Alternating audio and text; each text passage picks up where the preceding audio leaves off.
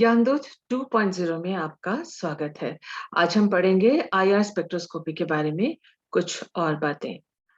आज हम पढ़ रहे हैं आईआर पार्ट 2। इससे पहले आईआर पार्ट में हम कुछ टॉपिक्स को पढ़ चुके हैं। आज जिन टॉपिक्स को हम पढ़ेंगे वो आपके स्क्रीन पे हैं। वो है आईआर स्पेक्ट्रम के कॉम्प्लिकेट हो जाने का, जटिल हो जाने के क्या कारण है। आईआर स्पेक्ट्रम के अलग-अलग रीजन्स या क्षेत्र कौन-कौन से हैं। आईआर स्पेक्ट्रम को किस तरह से मेजर किया जाता है और आईआर बैंड की तीव्रता और उसका पोजीशन कौन-कौन से होते हैं और कौन से वो कारक हैं जो आईआर बैंड्स के पोजीशन को प्रभावित करते हैं। तो आइए चलिए देखते हैं अपना पहला topic, complication of IR spectrum. तो आईआर स्पेक्ट्रम जो है वो कॉम्प्लिकेटेड जिन कारणों से होता है, उनमें से कुछ मुख्य कारणों को आज हम जान लेते हैं। आईआर स्पेक्ट्रम कॉम्प्लिकेट मुख्यतः ओवरटोन की वजह से होता है। देखिए, जो हमने सिलेक्शन रूल इससे पहले वाले वीडियो में पढ़ा था, उसके अनुसार delta v is equal to plus minus 1 होना चाहिए। उसका मतलब कि जो ग्राउंड स्टेट है उससे पहला एक्साइटेड स्टेट में अगर मॉलिक्यूल एब्जॉर्प्शन आईआर रेडिएशन को एब्जॉर्ब करके पहुंचे, उसके वाइब्रेशंस एब्जॉर्ब करें, तो उसको कहते हैं हम फंडामेंटल बैंड, जो कि नियम के अनुसार है। लेकिन ऐसा पाया जाता है कि ओवरटोन आते हैं और जो ओवरटोन की वजह से आईआर स्पेक्ट्रम कॉम्प्लिकेट हो जाता है। ओवरटोन में क्या होता है? ओवरटोन में ये जो डेल्टा वी प्लस माइनस 1 वाला जो रूल है वो फॉलो न होकर इस तरह से delta v is equal to plus minus n की स्थिति आती है। यानी जो मॉलिक्यूल है वो ground state vibration ground vibrational state v is equal to 0 से v इज इक्वल टू 2 में वो एब्जॉर्ब करके पहुंच गया। इसी तरह से वह v इज इक्वल टू 0 से v इज इक्वल टू 3 में पहुंच गया। तो ऐसी स्थिति जो होती है वो ओवरटोन कहलाती है। जब v इज इक्वल टू 0 से 2 में अगर मॉलिक्यूल एक्साइट होकर पहुंचता है उसे कहते हैं फर्स्ट ओवरटोन, और 0 से लेके थर्ड स्टेट में अगर वो पहुंचता है उसे कहते हैं सेकेंड ओवरटोन। इसी तरह से थर्ड ओवरटोन और इत्यादि हमको प्राप्त होते हैं। इस प्रकार के जो ओवरटोन होते हैं वो आईआर स्पेक्ट्रम को कॉम्प्लिकेट कर देते हैं। जो सेकंड रीजन है वो है कॉम्बिनेशन बैंड। कॉम्बिनेशन बैंड, जैसा कि नाम से आपको समझ में आ रहा है, दो वाइब्रेशनल फ्रीक्वेंसीज जो हैं, दो बैंड्स जो आपस में ऐड हो जाते हैं, कंबाइन हो जाते हैं और उससे हमें एक नया बैंड मिलता है। इस तरह के बैंड को हम कॉम्बिनेशन बैंड कहते हैं। ऑर्गेनिक जो लिक्विड्स होते हैं उनके स्ट्रॉन्ग ओवरटोन और कॉम्बिनेशन बैंड्स वो आईआर स्पेक्ट्रम में देते हैं। खास तौर से जो मिड इंफ्रारेड रीजन है उसमें ऑर्गेनिक लिक्विड ओवरटोन और कॉम्बिनेशन बैंड प्रदर्शित करते हैं, जैसे कि एसीटोन, डीएमएसओ, एसीटोनाइट्राइल इत्यादि। ये जो लिक्विड्स हैं ये इस प्रकार की चीजें दिखाते हैं। तो इसी वजह से जो सॉल्वेंट्स हम लेते हैं वो ऐसे होने चाहिए जो ओवरटोन या कॉम्बिनेशन बैंड्स ना दिखाएं। सॉल्वेंट्स जैसे कि CCl4, CS2, CdCl3 इत्यादि जो हैं वो आईआर स्पेक्ट्रम में 1200 सेंटीमीटर इनवर्स या 1200 पर सेंटीमीटर वाले वेव नंबर के रीजन में इनको यूज किया जाता है। जबकि एसीटोन, डीएमएसओ या एसीटोनाइट्राइल जो है उनको यूज करने का बहुत एक छोटा सा रीजन होता है आईआर में जिसमें उसको हम यूज कर सकते हैं। आइए देखते हैं तीसरा कारण जिसकी वजह से आईआर स्पेक्ट्रम जो है वो कॉम्प्लिकेट हो जाता है। इसे कहते हैं डिफरेंस बैंड। दो वाइब्रेशनल फ्रीक्वेंसी अगर उनके बीच में डिफरेंस होकर एक नया बैंड बने तो उसे हम डिफरेंस बैंड कहते हैं। इसके अलावा फर्मी बैंड्स, जो फर्मी रेजोनेंस की वजह से भी आईआर स्पेक्ट्रम जो है वो कॉम्प्लिकेट हो जाता है। और जब फंडामेंटल बैंड ओवरटोन के साथ कंबाइन होता है या कॉम्बिनेशन बैंड के साथ कंबाइन होता है, तब हम इस युग्मन के द्वारा, इस कपलिंग के द्वारा फर्मी रेजोनेंस प्राप्त होता है और इससे भी आईआर स्पेक्ट्रम कॉम्प्लिकेट हो जाता है। हमें ये याद रखना है कि ये सारे जितने भी आईआर के वाइब्रेशंस होते हैं, सबके सब ओवरटोन या कॉम्बिनेशन या डिफरेंस बैंड प्रदर्शित नहीं करते। सिर्फ कुछ ही एग्जांपल्स होते हैं जो ये कॉम्बिनेशन, डिफरेंस या ओवरटोन इत्यादि प्रदर्शित करते हैं। ओवरटोन और कॉम्बिनेशन बैंड्स की एनर्जी जो होती है वो हाई होती है फंडामेंटल बैंड की तुलना में, इसीलिए अगर हाई एनर्जी कोई बैंड है उसकी प्रोबेबिलिटी घट जाती है। इसीलिए इस तरह के जो ओवरटोन कॉम्बिनेशन और डिफरेंस बैंड्स हैं, इनकी जो इंटेंसिटी होती है वो फंडामेंटल बैंड से कम होती है। अब हम जानना चाहेंगे कि what are the different reasons of IR. तो आईआर के जो अलग-अलग रीजन्स हैं, उनमें क्या-क्या वाइब्रेशंस होते हैं। देखिए जो नियर आईआर है, जो 1,25,000 सेंटीमीटर इनवर्स से 4,000 सेंटीमीटर इनवर्स का रेंज है। इसमें कॉम्बिनेशन वाइब्रेशंस और ओवरटोन्स इत्यादि प्राप्त होते हैं। तो ये हमारे उतने काम का नहीं है एज़ ऑर्गेनिक केमिस्ट। हम यौगिकों की पहचान इसके द्वारा खास अच्छी तरह से नहीं कर पाते। मिड आईआर रीजन जो है वो 4,000 सेंटीमीटर इनवर्स से लेकर 400 सेंटीमीटर इनवर्स का है और इसमें कई बेंडिंग और स्ट्रेचिंग वाइब्रेशंस इसमें पाए जाते हैं। और ऑर्गेनिक केमिस्ट्री या ऑर्गेनिक यौगिकों की पहचान के लिए ये रीजन काफ़ी इम्पोर्टेंट रीजन होता है। फार आईआर रीजन जो है वो 400 सेंटीमीटर इनवर्स या उसके नीचे का रेंज होता है और ये लैटिस वाइब्रेशंस के लिए काम में आता है। हमने जैसे आपको बताया जो मिड आईआर रीजन है वही ऑर्गेनिक केमिस्ट के लिए वैल्यूएबल इंफॉर्मेशन या अच्छी जानकारियाँ देता है, काम की जानकारियाँ देता है। और हम देख लेते हैं कि कुछ इसी रीजन में जो मिड आईआर रीजन है उसके कुछ यहाँ पर आपको एग्जांपल्स दिए हुए हैं और आप देख सकते हैं कि अलग-अलग इसके सेक्शंस में अलग-अलग रीजन में जैसे ओएच, एनएच और सीएच वाइब्रेशंस हमें मिलते हैं। सी डबल बॉन्ड सी की पहचान हम कर सकते हैं इस रीजन में, सी ट्रिपल बॉन्ड एन की पहचान कर सकते हैं। इसके अलावा हम देख सकते हैं कि मेटल कार्बोनिल और ऑर्गेनोमेटालिक यौगिक जो हैं उनकी रेंज इसमें उनकी फ्रीक्वेंसी या उनके संकेत आईआर में प्राप्त होते हैं।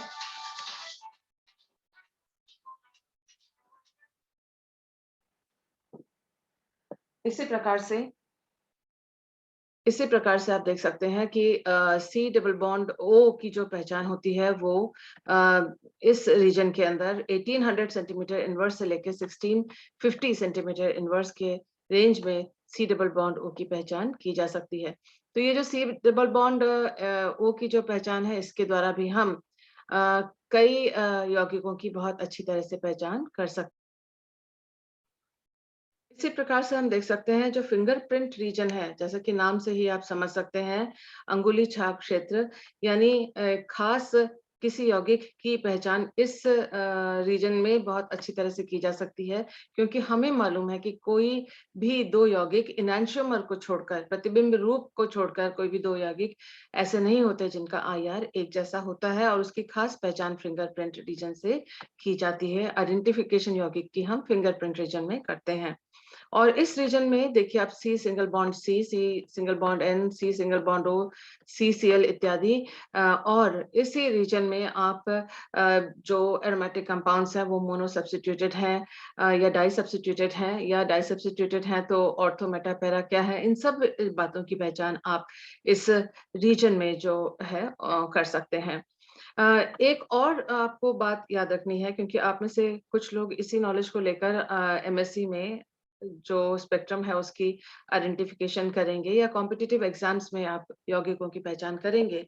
तो इसमें आपको ये जानना ज़रूरी है कि आईआर स्पेक्ट्रम में जितने अगर आईआर स्पेक्ट्रम आपको दे दी गई है तो सारे के सारे बैंड्स को देखकर पहचान करने की कोई ज़रूरत नहीं है। हम कुछ खास जो बैंड्स हैं उनको जो कैरेक्टरिस्टिक अभिलाक्षणिक बैंड है उनकी सहायता से ही यौगिक की पहचान आसानी से कर सकते हैं।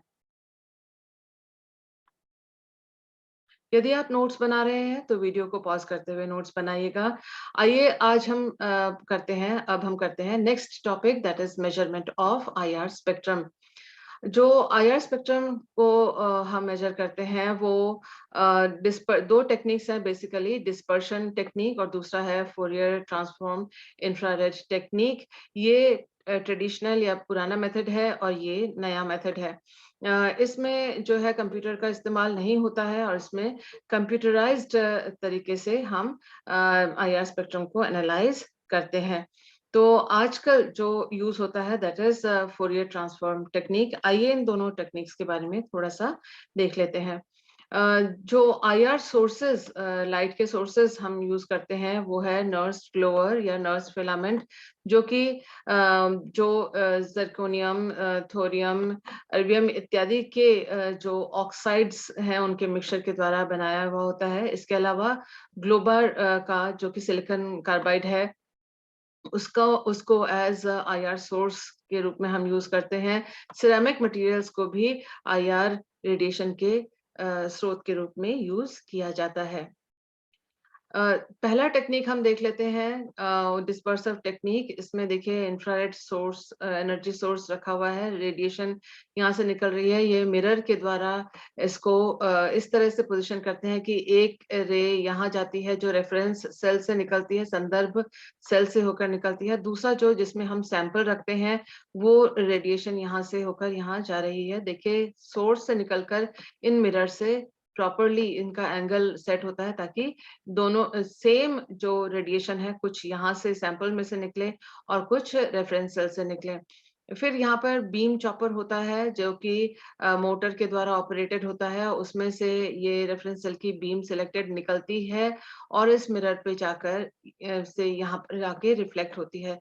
यहाँ से जो सेल से सैंपल सेल से निकल के जिसमें हमने अपना ऑर्गेनिक कंपाउंड रखा हुआ है, उसका सॉल्यूशन रखा हुआ है, उसकी जो रे है यहाँ से मिरर से टकरा के फिर वो इस मिरर में पहुँचती है और यहाँ पर ये दोनों जो जो रेडिएशंस हैं, यहाँ उनका डिफ्रैक्शन होता है और डिफ्रैक्शन पैटर्न जो है, वो इस प्रकार से हम इसको गैदर करते हैं और यहाँ स्लिट में से पास करके डिटेक्टर में से होकर गुज़ारते हैं। सिग्नल जो है वो एम्पलीफायर में जाता है, वहाँ से रिकॉर्डर से हमको इसका जो आईआर का पैटर्न है पूरा स्पेक्ट्रम बैंड्स का स्पेक्ट्रा हमको यहाँ प्राप्त होता है। तो ये है पहला टेक्नीक और पुराना टेक्नीक। और अब देखते हैं हम नेक्स्ट टेक्नीक। नेक्स्ट टेक्नीक है FT technique, Fourier transfer technique, जिसमें हम कंप्यूटर का इस्तेमाल करते हैं और कंप्यूटर में मैथमेटिकल सारी प्रोसेसेस के द्वारा हमें अपना जो ग्राफ है ज़्यादा क्लियर और ज़्यादा एक्यूरेट हमको मिलता है।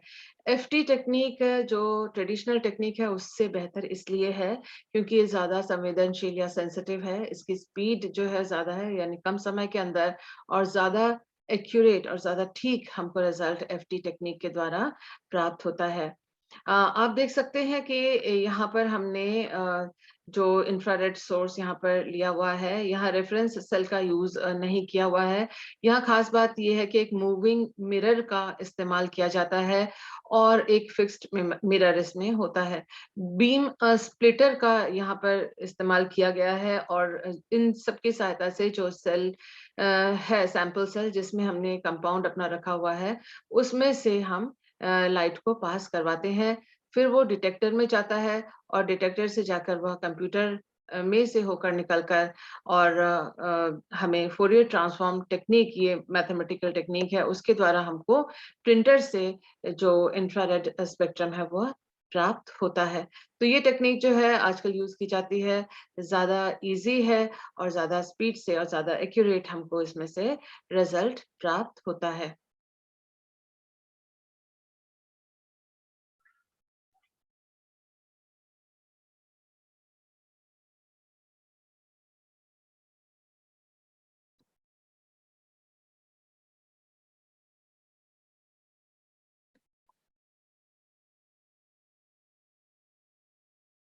अब हम जानेंगे आईआर बैंड्स के पोजीशन और इंटेंसिटी के बारे में।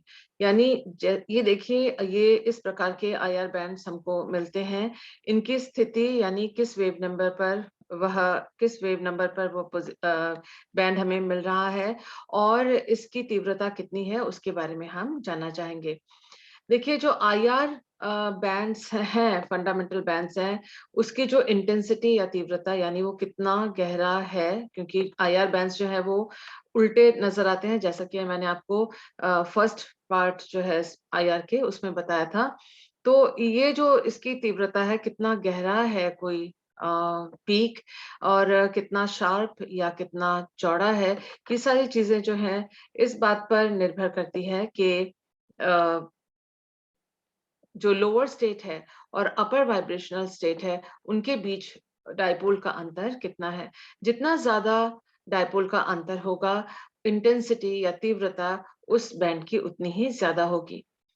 क्योंकि आईआर से के सिग्नल्स की इंटेंसिटी को नापना, उसकी तीव्रता को नाप कर बताना थोड़ा मुश्किल है, इसीलिए उसकी तीव्रता को strong, medium, sharp, weak, broad या वेरिएबल यानी चेंज होने वाला इंटेंसिटी के नाम से हम उसको पहचान करते हैं। और स्ट्रॉन्ग की जगह लिखते हैं हम एस, मीडियम की जगह लिखते हैं एम, शार्प की जगह लिखते हैं हम एस एच, वीक की जगह लिखते हैं हम डब्ल्यू, ब्रॉड की जगह लिखते हैं हम बी और वी मतलब वेरिएबल।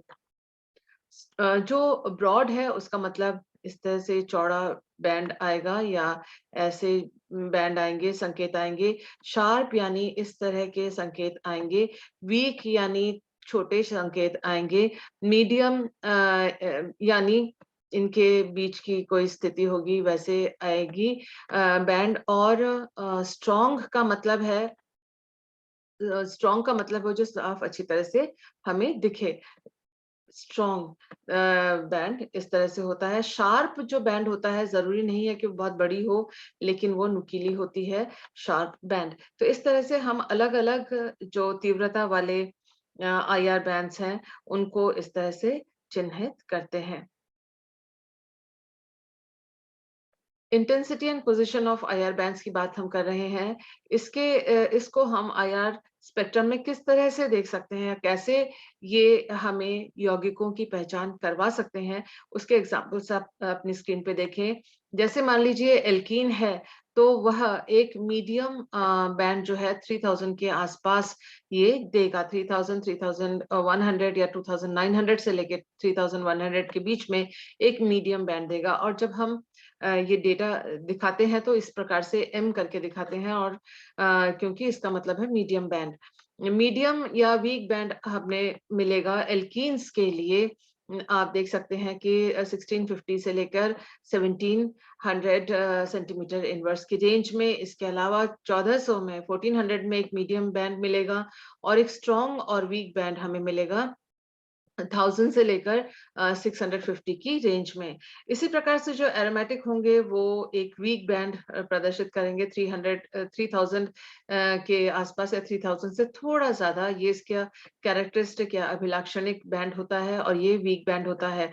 इसके अलावा 1600 के रीजन के आसपास यानी 1680 या 17 से लेकर 1500 की रेंज में दो मीडियम बैंड्स ये प्रदर्शित करते हैं एरोमेटिक्स। और ये आप देख सकते हैं कि फिंगरप्रिंट रीजन के आसपास यानी 900 से लेके 640 के रेंज में जो स्ट्रॉन्ग बैंड्स हैं एरोमेटिक यौगिक प्रदर्शित करते हैं, और उनसे किस तरह का प्रतिस्थापन उस रिंग में हो रहा है उसकी भी पहचान हम कर सकते हैं। ओएच ग्रुप की खास पहचान है एक ब्रॉड बैंड जो कि 3200 से लेके 3400 की रेंज में आता है। ये स्ट्रॉन्ग और ब्रॉड होता है, यानी इसकी गहराई भी अच्छी होती है, चौड़ाई भी अच्छी होती है। इसके अलावा एक मीडियम से शार्प बैंड जो है वो 3600 इनवर्स में ये प्रदर्शित करता है। ये जो दोनों बैंड्स हैं ये ओएच ग्रुप के अभिलाक्षणिक बैंड है। इसके अलावा आप देख सकते हैं कि 12,000 से लेकर 1000 की रेंज सेंटीमीटर इनवर्स की रेंज में ओएच ग्रुप जो है वो एक शार्प बैंड प्रदर्शित करता है। इसी तरह से कार्बोनिल ग्रुप जो हैं उनको हम 1800 से लेके 1600 के रेंज में एक स्ट्रॉन्ग बैंड हमको मिलता है। इसको हम मिस नहीं कर सकते, और यहाँ जो भी एब्जॉर्प्शन स्ट्रॉन्ग होगा वो कार्बोनिल यौगिक की पहचान कराता है। तो इस प्रकार से हम देख सकते हैं कि ये जो S, M, S, H, W, B इनके द्वारा हम किस तरह से आईआर बैंड्स को पहचान भी सकते हैं और चिन्हित करते हैं। कुछ इम्पोर्टेंट फैक्टर्स हम देखते हैं जो कि आईआर बैंड की पोजीशन को, उसकी स्थिति को प्रभावित करते हैं। इससे पहले भी हम इनके बारे में थोड़ा सा जान चुके हैं। सबसे पहला फैक्टर है कपलिंग या वाइब्रेशनल कपलिंग या फर्मी रेजोनेंस। जब कोई फंडामेंटल बैंड जो है ओवरटोन या कॉम्बिनेशन के साथ किसी और के साथ वो कंबाइन हो जाता है ओवरटोन के साथ, तो ऐसे इस कपलिंग को हम फर्मी रेजोनेंस कहते हैं।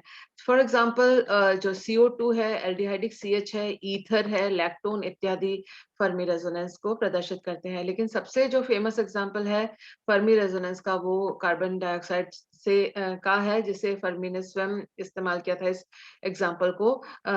एग्जांपल के द्वारा फर्मी रेजोनेंस को समझाने के लिए।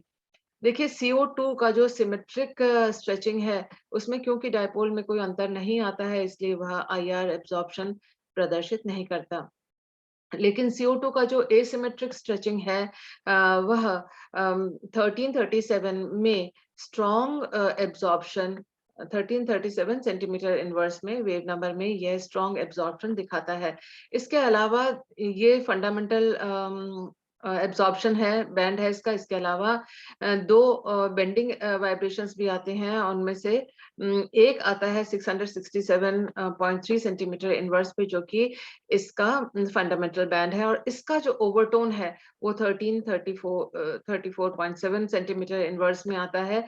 आप देख सकते हैं कि ओवरटोन है 0 से 2 सेकंड स्टेट में जा रहा है, तो और इसका जो एनर्जी है वो भी डबल है, या उसकी फ्रीक्वेंसी का मान या उसके वेव नंबर का मान भी डबल है इस फंडामेंटल से। तो मल्टीप्लाई इसको 2 से करेंगे तो अप्रोक्सीमेटली यही आपको आंसर मिलेगा। अब जो फंडामेंटल बैंड हमने देखा है 1337 वाला है, ये वाला, और जो ओवरटोन इस बेंडिंग का आ रहा है 1334.7 का, इन दोनों, ये जो दोनों जब कंबाइन होते हैं, आपस में युग्मित होते हैं, तो दो नए बैंड्स ये देते हैं, वो है 1285.5 सेंटीमीटर इनवर्स और 1388.3 सेंटीमीटर इनवर्स पे। और ये दोनों के दोनों फर्मी बैंड्स हैं, जो कॉम्बिनेशन से या युग्मन से प्राप्त हुए हैं फंडामेंटल और ओवरटोन के, और इनकी इंटेंसिटी भी 1:0.9 है। उसका मतलब लगभग बराबर इंटेंसिटी के दो नए बैंड्स मिलते हैं, जो कि ओरिजिनल पोजीशन जो फंडामेंटल बैंड और ओवरटोन की, उससे थोड़े से विस्थापित या खिसके हुए होते हैं। सेकेंड इफेक्ट जो पोजीशन को या इंटेंसिटी को प्रभावित करते हैं, वो है इलेक्ट्रॉनिक इफेक्ट्स। तो हम पढ़ रहे हैं वो कारक जिसके द्वारा आईआर जो बैंड्स हैं उनकी पोजीशन चेंज होती है। तो इलेक्ट्रॉनिक इफेक्ट यानी इलेक्ट्रॉन विस्थापन प्रभाव जो है वो बॉन्ड लेंथ को आमतौर पर इंक्रीज कर देते हैं, और बॉन्ड लेंथ के बढ़ने पर बॉन्ड की जो स्ट्रेंथ है वो घट जाती है, और इस तरह से, इसी वजह से जो वेव नंबर की जो वैल्यू है वो भी घट जाती है। हम इसका जो एग्जांपल है इंडक्टिव इफेक्ट की सहायता से आपको इसको समझा सकते हैं। तो पहला इलेक्ट्रॉनिक इफेक्ट जो है वो इंडक्टिव इफेक्ट है। इसके अलावा मीसोमेरिज्म या रेजोनेंस के द्वारा भी इलेक्ट्रॉनिक इफेक्ट्स, इलेक्ट्रॉन विस्थापन प्रक्रिया हम देखते हैं। इंडक्टिव इफेक्ट देखते हैं और एग्जांपल लेते हैं हम C double bond O vibration का। आप यहाँ देख रहे हैं जो पहला हमने लिया हुआ है वो फॉर्मेल्डिहाइड है, यानी कार्बन से दोनों हाइड्रोजन जुड़े हुए हैं, कोई और प्रतिस्थापित नहीं है। और इसका जो बैंड आ रहा है, उसकी जो आईआर एब्जॉर्प्शन आ रही है वो 1750 सेंटीमीटर इनवर्स पर है। जैसे ही हमने एक हाइड्रोजन को हटा के CH3 लगा दिया है, तो इसकी वाइब्रेशन जो है वो घट गई।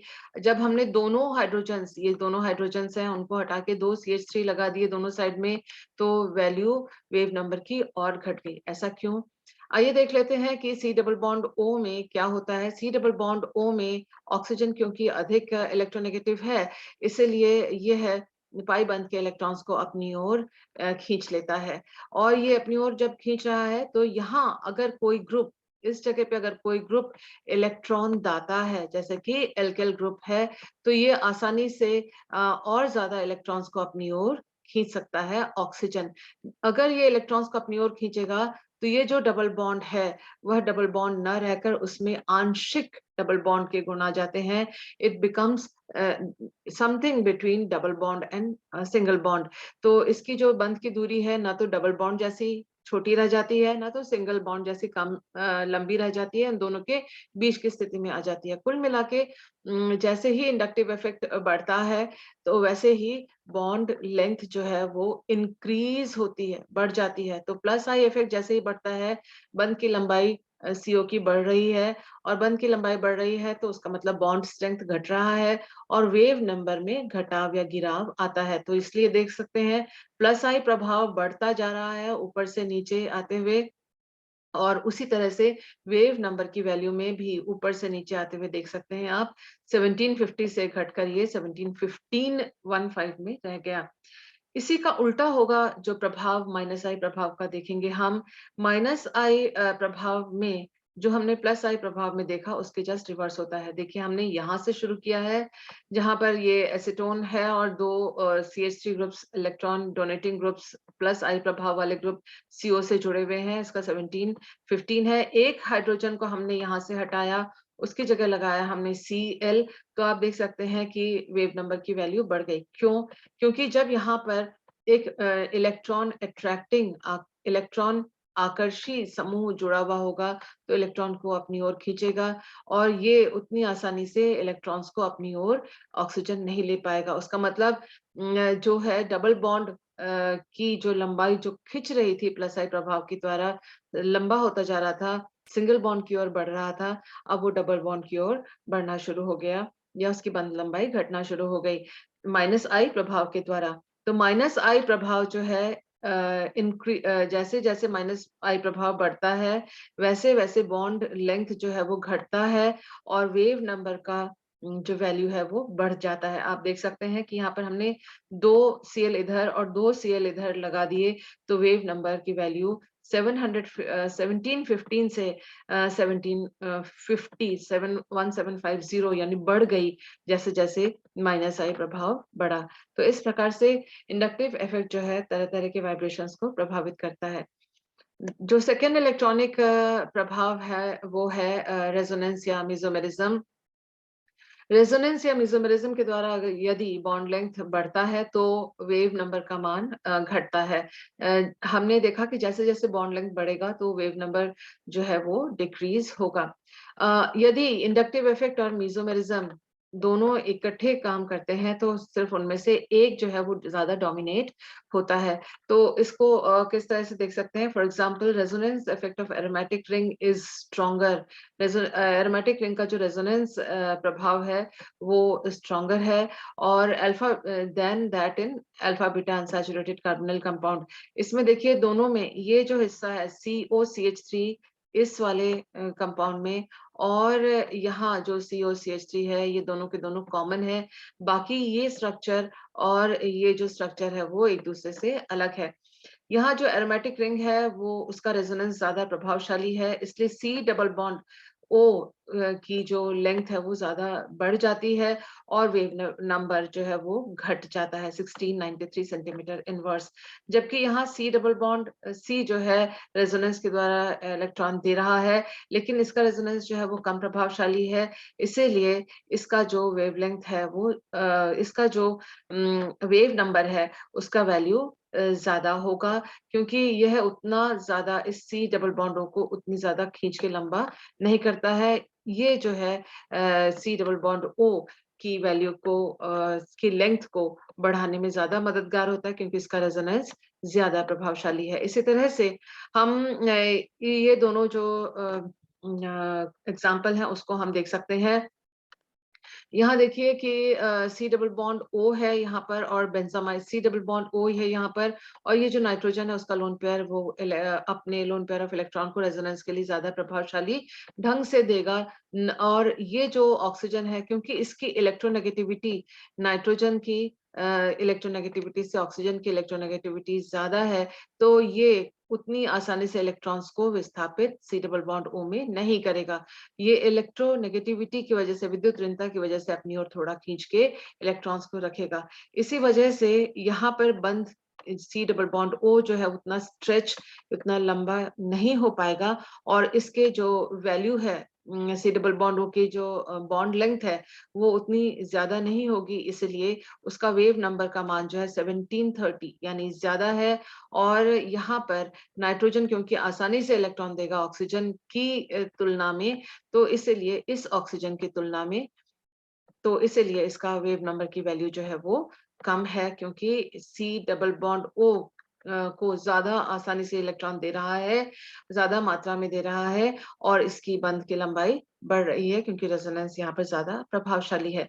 यदि कोई कारक ऐसा हो जाए कि स्टेरिक हिंडरेंस जैसे ऑर्थो पोज़ीशन पे कोई ग्रुप बड़ा लग जाए और जो मॉलिक्यूल है वो समतलीय ना रह के थोड़ा-सा मुड़ जाए, ऐसी स्थिति में रेजोनेंस आसानी से नहीं होगा क्योंकि नॉन प्लैनर हो जाएगा और रेजोनेंस अगर नहीं होगा तो वेव नंबर जो है उसकी वैल्यू इंक्रीज हो जाएगी आईआर स्पेक्ट्रम में। यहाँ आप देख सकते हैं कुछ और एग्जांपल्स बहुत अच्छे से दिए हुए हैं। यहाँ पर इन दोनों में देखो COCH3, COCH3 और COCH3 यहाँ पर है और सबसे ज़्यादा हाई वैल्यू जो है वेव नंबर की वो 1700 cm इनवर्स की नाइट्रो ग्रुप की वजह से है क्योंकि नाइट्रो ग्रुप इलेक्ट्रॉन आकर्षी है और वो इलेक्ट्रॉन को यहाँ पर ऑक्सीजन की ओर जाने के लिए उतना मदद नहीं करता है, रिंग के इलेक्ट्रॉन्स को वो अपनी ओर खींच रहा है, इसलिए सी डबल बॉन्ड ओ जो है उसमें डबल बॉन्ड की जो गुण है वो सबसे ज्यादा होंगे और सबसे जो कम होंगे वो इस ग्रुप की वजह से NH2 की वजह से कि ये आसानी से इलेक्ट्रॉन दे देगा, तो इसलिए आप देखिए इसकी वैल्यू इन तीनों में सबसे कम है। क्योंकि ये इलेक्ट्रॉन्स को दान कर रहा है आसानी से रेजोनेंस के द्वारा और सी डबल बॉन्ड ओ जो है वो सी सिंगल बॉन्ड की ओर ज्यादा से ज्यादा पहुंच पा रहा है क्योंकि इलेक्ट्रॉन्स को वो अपनी ओर आसानी से खींच पा रहा है। यहाँ ऑक्सीजन है जो कि खुद इलेक्ट्रोनेगेटिव है, तो रेजोनेंस के द्वारा इलेक्ट्रॉन दे तो रहा है लेकिन इलेक्ट्रोनेगेटिविटी की वजह से वो कुछ इलेक्ट्रॉन को अपनी ओर खींच के भी रख रहा है। इस वजह से सी डबल बॉन्ड ओ के जो पाई बॉन्ड के इलेक्ट्रॉन्स है उतनी आसानी से ऑक्सीजन की ओर नहीं जाएंगे जितनी आसानी से इस केस में जहां नाइट्रोजन है उसमें जाएंगे। तो इसीलिए जो इसके जो वेव नंबर का वैल्यू है वो 1684 सेंटीमीटर इनवर्स वो इन दोनों यौगिकों के बीच की स्थिति है।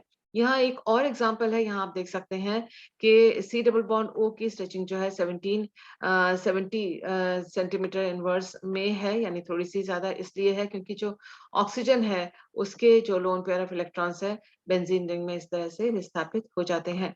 तो आमतौर पे जो 1660 के आसपास जो वैल्यू आती है उसके तुलना में आप देख सकते हैं यहाँ 1770 में CO की स्ट्रेचिंग वाइब्रेशन आ रही है। तो ये सारा जो है रेजोनेंस का जो प्रभाव है आईआर बैंड के ऊपर, उसकी पोजीशन, आईआर बैंड की पोजीशन के ऊपर, उसकी स्थिति के ऊपर, वो ये इन एग्जाम्पल के द्वारा आप समझ सकते हैं। नेक्स्ट कारक जो आईआर स्पेक्ट्रोस्कोपी के पोजीशन, आईआर बैंड की पोजीशन को प्रभावित करता है वो है हाइड्रोजन बॉन्ड। आईआर स्पेक्ट्रोस्कोपी में आमतौर पर CCl4, CS2 या CHCl3 जैसे सॉल्वेंट्स यूज किए जाते हैं क्योंकि ये मॉलिक्यूल के साथ, ऑर्गेनिक कंपाउंड के साथ हाइड्रोजन बॉन्ड नहीं बनाते हैं। हाइड्रोजन बॉन्ड जब भी होता है तब जैसे उसमें OH और NH बॉन्ड इन्वॉल्व होते हैं हाइड्रोजन बॉन्ड बनाने में और हाइड्रोजन बॉन्ड की वजह से ये जो OH बॉन्ड है वो थोड़ा खिंच जाता है या NH बॉन्ड थोड़ा स्ट्रेच हो जाता है, जिसकी वजह से ये आईआर स्पेक्ट्रम में लोअर वेव नंबर या लोअर फ्रीक्वेंसी पर आईआर बैंड दर्शाते हैं। जैसे कि आप यहाँ देख रहे हैं और ये ROH का मॉलिक्यूल है, दूसरे ROH के साथ ये हाइड्रोजन बॉन्ड बना रहा है, तो थोड़ा सा ये जो बॉन्ड है OH बॉन्ड वो स्ट्रेच हो जाएगा और इस वजह से ये थोड़ा लंबा हो रहा है, हो जाता है, खिंच जाता है और इसका जो वेव नंबर है उसकी वैल्यू ये है। अब देखिए डाइल्यूट सॉल्यूशन में जहाँ हाइड्रोजन बॉन्ड नहीं बन पा रहा है तो उसी OH बॉन्ड की स्ट्रेचिंग फ्रीक्वेंसी का मान जो है ज्यादा है क्योंकि इसमें जो बॉन्ड है वो हाइड्रोजन बॉन्ड की वजह से खिंच नहीं रहा है। यहाँ ये खिंच जाता है, लंबा हो जाता है तो इसका वेव नंबर की वैल्यू घट जाती है। आईआर स्पेक्ट्रम के द्वारा हम जो यौगिक है वो इंटरमॉलिक्यूलर हाइड्रोजन बॉन्डिंग प्रदर्शित कर रहा है या इंट्रामॉलिक्यूलर हाइड्रोजन बॉन्डिंग प्रदर्शित कर रहा है वो हम पहचान कर सकते हैं। हाइड्रोजन बॉन्डिंग जो इंटरमॉलिक्यूलर हाइड्रोजन बॉन्डिंग होता है वो ब्रॉड या चौड़े बैंड दिखाते हैं, जैसे कि मैंने आपको बताया था इस तरह के चौड़े बैंड्स होते हैं और इंट्रामॉलिक्यूलर जो हाइड्रोजन बॉन्ड होता है उसमें शार्प बैंड आते हैं और वेल डिफाइंड अच्छी शेप वाले बैंड्स हमको प्राप्त होते हैं। एक और बात है कि इंटर मॉलिक्यूलर यानी दो मॉलिक्यूल के बीच में जो हाइड्रोजन बॉन्ड होते हैं वो कंसंट्रेशन के जो ऊपर है वो डिपेंडेंट होते हैं और डाइल्यूशन जब होता है, जब उसका डाइल्यूट बहुत ज़्यादा सॉल्यूशन कर देते हैं, तो फिर वो उसका कोई असर हाइड्रोजन बॉन्डिंग पर नहीं पड़ता है। जबकि इंट्रामॉलिक्यूलर हाइड्रोजन बॉन्ड है, वो हमेशा ही सही, चाहे वो कंसंट्रेटेड सॉल्यूशन हो, डाइल्यूट सॉल्यूशन हो, उसका उसके स्ट्रेंथ के ऊपर, पोज़ीशन के ऊपर कोई असर नहीं पड़ता है। अगला फैक्टर हम देख रहे हैं बॉन्ड एंगल का। बॉन्ड एंगल देखिए, जैसे-जैसे हाइब्रिडाइजेशन चेंज होती है, बॉन्ड एंगल भी चेंज होता है। यहाँ कम है और यहाँ सबसे ज़्यादा बॉन्ड एंगल है। बॉन्ड एंगल जैसे-जैसे बढ़ता है, सीएच बॉन्ड की फ्रीक्वेंसी जो है वो घटती चली जाती है। क्योंकि हाइब्रिडाइजेशन में यहाँ पर इसका हम इसकी सहायता से समझा सकते हैं। बॉन्ड एंगल अगर बढ़ गया तो sp हाइब्रिडाइजेशन है, 50% s है, यानी s प्रतिशत यहाँ पर s का जो कैरेक्टर है वो बढ़ गया है। तो s प्रतिशत अगर बढ़ जाता है तो जो इलेक्ट्रॉन्स है, बॉन्ड के इलेक्ट्रॉन्स न्यूक्लियस के ज़्यादा पास होते हैं और बॉन्ड वो स्ट्रॉन्ग होता है। इसके अलावा sp हाइब्रिडाइजेशन में 3 बॉन्ड्स हैं, ट्रिपल बॉन्ड होते हैं जैसे कि एल्काइन में है, और sp3 हाइब्रिडाइजेशन में सिंगल बॉन्डेड कंपाउंड है जैसे कि एल्केन है। इसकी जो स्ट्रेंथ है सिंगल बॉन्ड की वो कम है, तो इसीलिए उसका वेव नंबर भी कम है। और उधर देख सकते हैं कि एल्काइन में जो है जो बॉन्ड लेंथ है वो कम है। यहाँ बॉन्ड लेंथ ज़्यादा है, यहाँ बॉन्ड लेंथ कम है और बॉन्ड यहाँ पर ज़्यादा स्ट्रॉन्ग है। बॉन्ड स्ट्रॉन्ग है और छोटा है और इसी वजह से इसकी स्ट्रेंथ भी ज़्यादा है और वेव नंबर की वैल्यू भी ज़्यादा है। तो आप देख सकते हैं जैसे-जैसे बॉन्ड शॉर्ट हो रहे हैं, बॉन्ड एंगल जो है वो बढ़ता चला जा रहा है। यहाँ पर बॉन्ड एंगल बढ़ रहा है। यहाँ से लेकर अगर यहाँ जाते हैं, बॉन्ड एंगल बढ़ रहा है, तो वेव नंबर भी बढ़ रहा है। तो ये हमको ये एक और फैक्टर है जिसके द्वारा हम समझा सकते हैं कि आईआर के जो बैंड के पोज़ीशन है वो क्यों चेंज हो रहे हैं। फ़ील्ड इफ़ेक्ट को आप देखिए, फ़ील्ड इफ़ेक्ट यानी स्पेस के थ्रू जो स्पेस है, उसके थ्रू अगर कोई इलेक्ट्रोस्टैटिक इंटरैक्शन हो या स्टेरिक हिंडरेंस या स्टेरिक इफ़ेक्ट हो, उसको हम स्पेस फ़ील्ड इफ़ेक्ट कहते हैं और इसको हम इस एग्ज़ाम्पल के द्वारा समझा सकते हैं। देखिए ये ऑर्थो क्लोरो बेंज़ोइक एस्टर है ये। ऑर्थो क्लोरो बेंज़ोइक एस्टर का इसके 2 रोटेशनल आइसोमर्स हैं। यहाँ पर जो Cl है ऑर्थो क्लोरो, और जो एस्टर है, एस्टर का CO इसके साथ इसके पास में है। इस बॉन्ड में अगर रोटेशन इसको घुमा दिया जाए 180 डिग्री, तो CO ऊपर की तरफ आ जाएगा और वह Cl से दूर हो जाएगा। साथ ही साथ ये जो ऑक्सीजन है वो जितना पास C डबल बॉन्ड ओ था का ऑक्सीजन था उतना पास ये नहीं है। तो यहाँ पर जैसे ही ये पोजीशन रोटेशन के द्वारा चेंज होती है, आईआर की जो बैंड की पोजीशन है इसमें और इसमें एक दूसरे से अलग होगी। हालांकि हम ये देख सकते हैं कि दोनों के दोनों जो है वो ऑर्थोक्लोरो बेंजाइक एस्टर है, मॉलिक्यूलर फॉर्मूला सेम है, स्ट्रक्चर भी इनका सेम है, लेकिन स्पेस इफेक्ट की वजह से इन दोनों स्ट्रक्चर का अलग-अलग आईआर पोजीशन में सिग्नल आएगा। Physical state of the sample भी आईआर बैंड की पोजीशन को चेंज करता है। जो सैंपल सॉलिड, लिक्विड या गैस हो सकते हैं और आम तौर पे जो गैसियस स्टेट का गैसीय अवस्था में जो सैंपल होता है उसकी फ्रीक्वेंसी या उसका वेव नंबर ज़्यादा होता है और सॉलिड का जो होता है वो सबसे कम होता है और लिक्विड का इन दोनों के बीच में फ्रीक्वेंसी या वेव नंबर या पोजीशन बैंड की इन दोनों के बीच में होती है। सेकेंडरी मास इफेक्ट जो है उसको समझाना थोड़ा-सा मुश्किल है, ये अंडर स्टडी है ये इफेक्ट, और आप देख सकते हैं कैसे समझा सकते हैं इस बात को। एग्जांपल देखिए, C डबल बॉन्ड O के साथ अगर H जुड़ा हुआ है, C डबल बॉन्ड O के साथ अगर CH3 जुड़ा हुआ है या C डबल बॉन्ड O के साथ OCO जुड़ा हुआ है। इनमें इन सब की CO की जो स्ट्रेचिंग फ्रीक्वेंसी है इन तीनों में अलग-अलग आएगी। इसमें आप कह सकते हैं कि इंडक्टिव इफेक्ट या रेजोनेंस इफेक्ट है, लेकिन उसके साथ ही शामिल है इसका मास।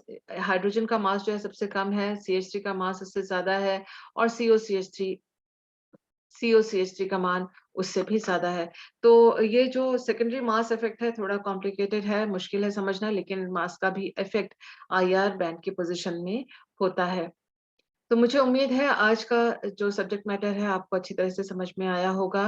वीडियो को पॉज़ करते हुए नोट्स बनाइएगा, हमारे साथ बने रहिए और हम आने वाले दिनों में IR पार्ट 2 और पार्ट 3 और पार्ट 4 भी आपके लिए ला रहे हैं। Thank you for being with me.